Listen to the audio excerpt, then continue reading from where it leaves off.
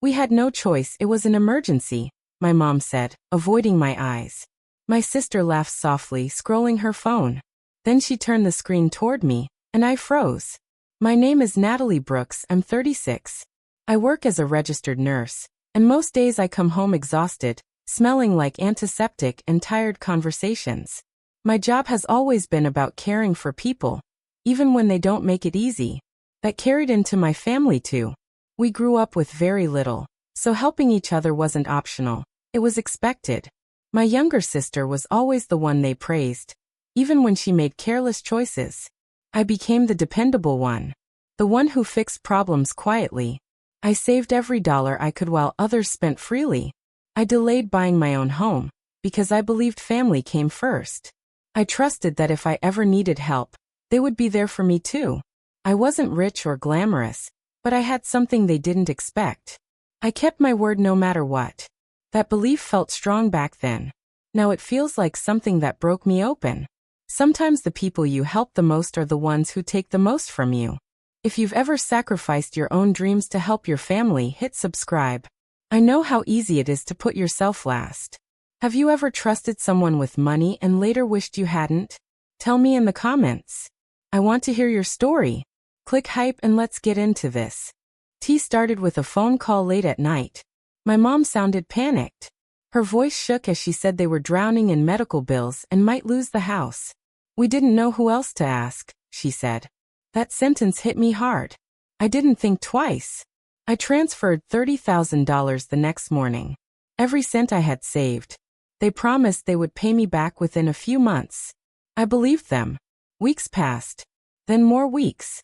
I told myself not to push. I didn't want to seem selfish. One night after a long shift, I sat on my couch scrolling through my phone. The room quiet except for the soft ticking of the clock. Then I saw it.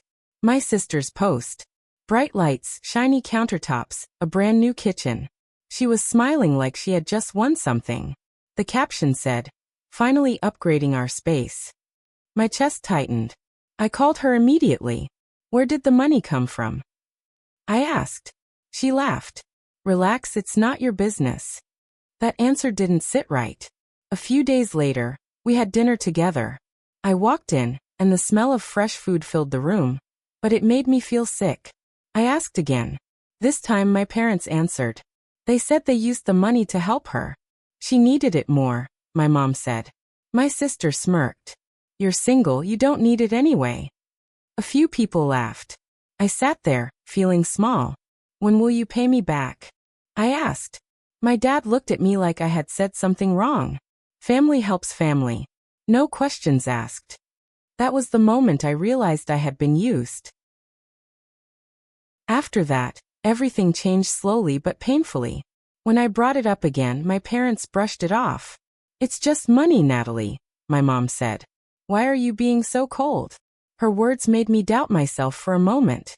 I started wondering if I was overreacting. But then my sister kept posting. New cabinets. New appliances. People commented with praise, calling her lucky, calling her successful. They had no idea where it came from. I felt invisible. Like my sacrifice had turned into her spotlight. Then the story started changing. My parents began telling people that I had offered the money freely. She wanted to help. My mom told a relative right in front of me. That's not true, I said quietly. She shook her head. Don't rewrite the story now. That hurt more than anything else. I started saving every message, every call, every detail. Work became harder. I couldn't sleep properly. My mind kept replaying everything. But something shifted inside me. I stopped asking politely. I stopped expecting fairness. I started thinking differently. I focused on facts, not feelings. I became calm in a way that surprised even me. They thought I would stay quiet forever. They thought I would just accept it.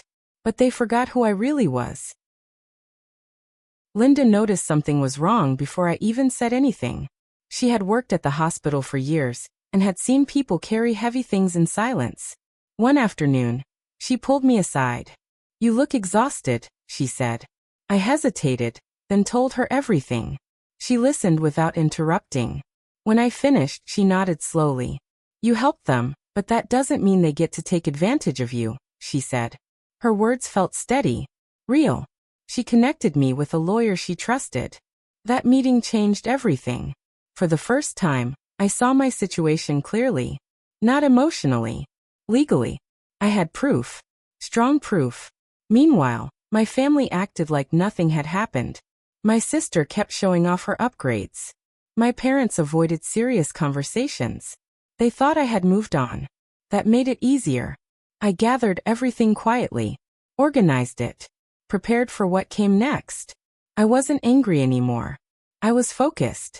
Every step felt controlled. Every decision had purpose. The tension built slowly, but I didn't rush it.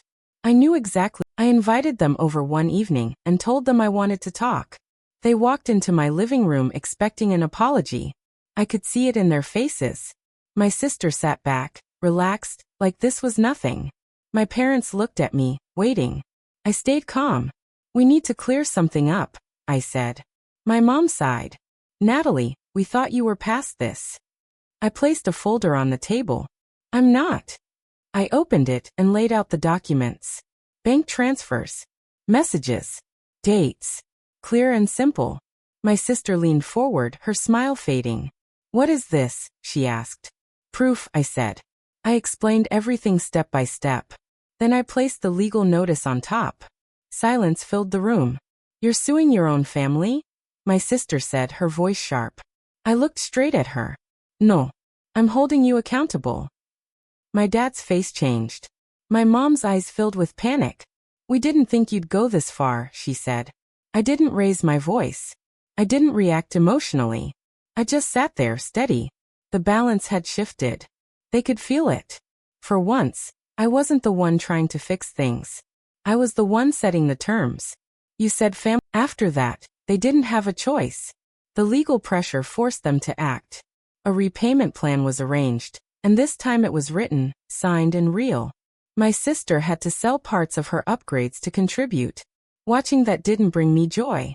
It brought closure. My parents tried to talk to me differently after that, softer, more careful, but something had changed inside me. I listened, but I didn't let them cross my boundaries again. The distance between us stayed. And I was okay with that. When the money started coming back, I didn't waste it. I used it to build something for myself. I finally bought a small apartment. It wasn't perfect, but it was mine. Every corner felt like proof that I could stand on my own. I didn't feel guilty anymore. I felt free. Helping doesn't mean sacrificing yourself. I learned that the hard way, but I learned it for good. If your family ever took advantage of you financially, you know how that feels. It leaves a mark that doesn't fade easily. Have you ever been guilted into giving more than you could afford? Share your story in the comments. Your experience matters. Click hype to help this story reach others who need it. Standing up for yourself is tough. If you've been there, subscribe and become part of our community. Let me know this story helped by clicking hype. And tell me where you're watching from.